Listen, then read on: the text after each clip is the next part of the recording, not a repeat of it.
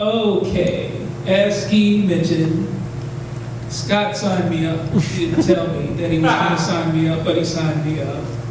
So I'm going to ad-lib a story. I'm going to tell everybody a story about the first time I tried drugs. Yes, it's a funny story. But before I get started, I want to make sure there's no cops in here.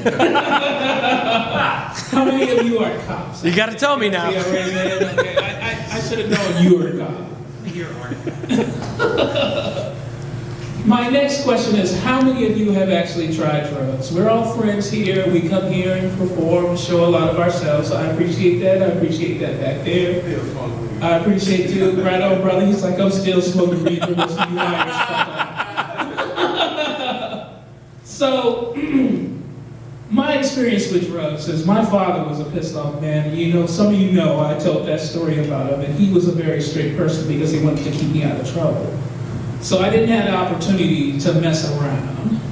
But as soon as I went to college, oh my God. I moved next door to this dude. I can never forget his name. His name was Ross. He looked like the picture of the guy on the picnic stick. He was like a hippie. I'm serious. He was a hippie.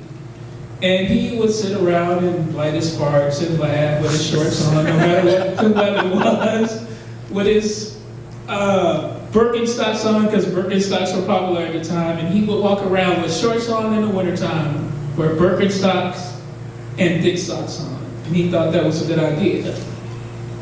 Again, I mentioned he was a drug user.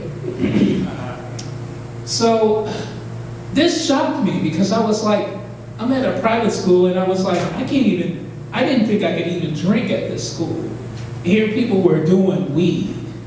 And see, the thing about brothers back home, if you smoke weed, you'd be like, hey bro, you got some weed? They'd be like, yeah, I got some weed, and you smoke it. Up here, you got like a white friend and you're like, hey man, you got some weed? And he's like, yeah man, I got some blueberry Newton.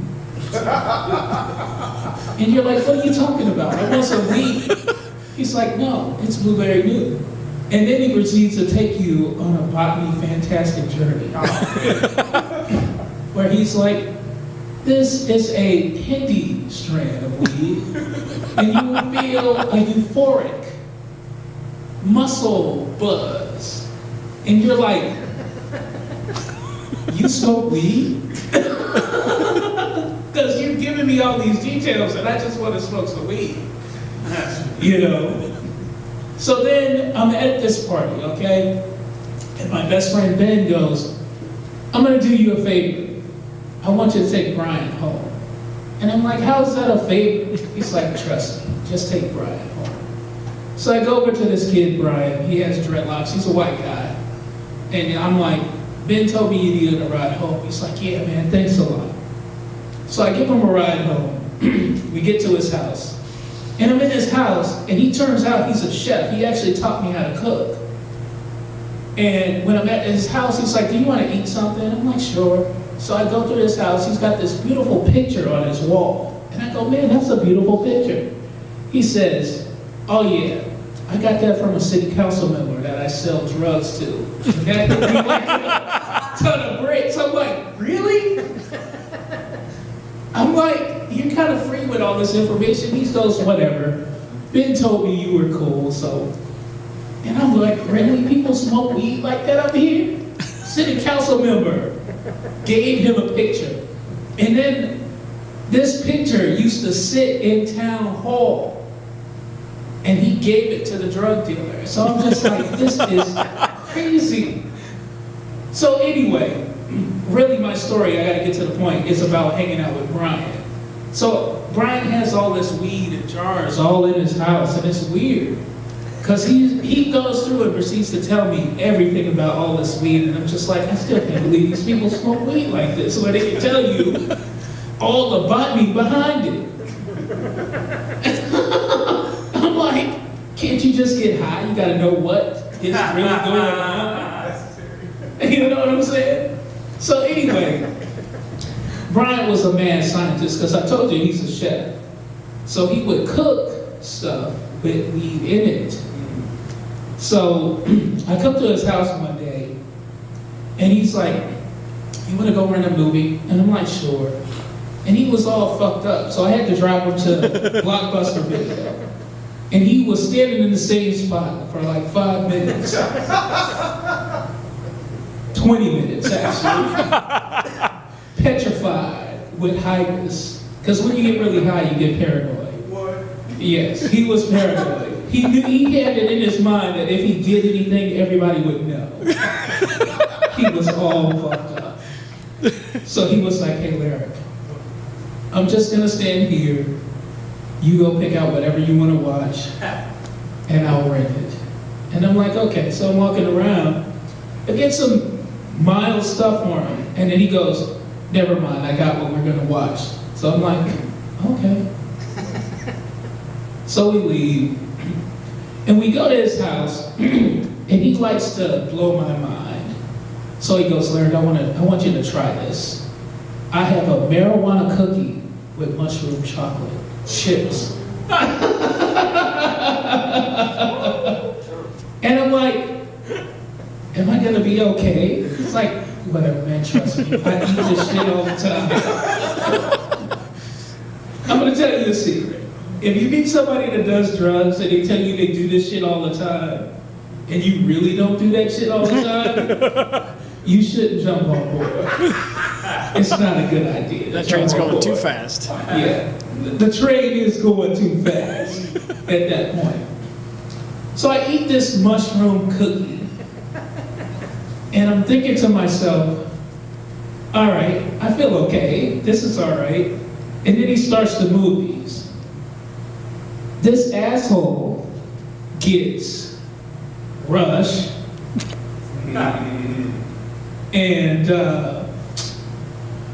what is the one? There's Rush, and then there's Requiem for a Dream.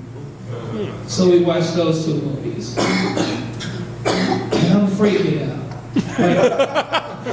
But I'm trying to be reasonable. I'm like, all right, Larrick, you don't want to freak out in front of your friend, so calm down. So I proceed to calm myself down, and I go, I can't drive home, because if I try to drive home, it's not going to be good. So I go, hey man, can I sleep on the couch? He goes, sure. And he's got like a pit bull Labrador, and it's black, and it's bossy. So I'm sleeping on the couch, and the dog is steadily jumping on me and trying to wiggle its way in between me and the couch till it gets that position where it can put its feet on the couch and do that shove thing where it shoves me off the couch.